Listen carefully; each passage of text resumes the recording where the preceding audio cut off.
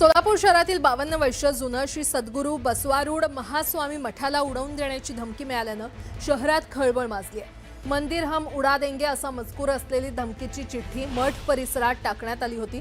ही चिठ्ठी टाकणारी संशयित महिला सीसीटीव्ही कॅमेऱ्यात कैद झाली असून तिचा शोध पोलीस घेत आहेत। या मठाचे मठाधिपती श्री सद्गुरू बसवारूढ महास्वामी हे उच्च आणि तंत्रशिक्षण मंत्री चंद्रकांत पाटील यांचे गुरु म्हणून ओळखले जातात।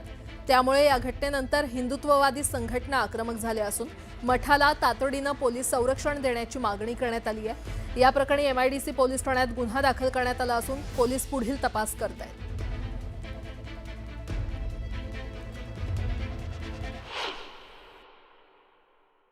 चिठ्ठीमध्ये मंदिर को उडाने वाले हैं असं लिहिलेलं होतं। ते वाचल्यावर आपल्याला एक प्रकारचं भीतीचं वातावरण तयार झालं मठामध्ये।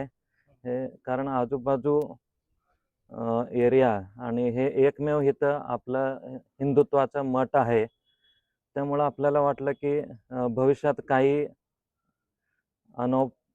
काय म्हणतात त्याला अनौचित अघटित घडू शकेल। त्यामुळं आम्ही इथले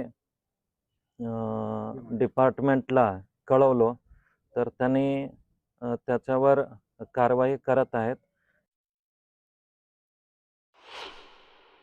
जिथं वातावरण बघितलं तर सोलापूरमध्ये 124 कोटी रुपये त्या पाकिस्तानशी संबंधित सापडलेले आहेत। मग इथं आज या भागामध्ये गुन्हेगारी प्रवृत्ती सगळ्यात जास्त लोक या भागामध्ये राहतात आणि मठ सुद्धा इथंच आहे।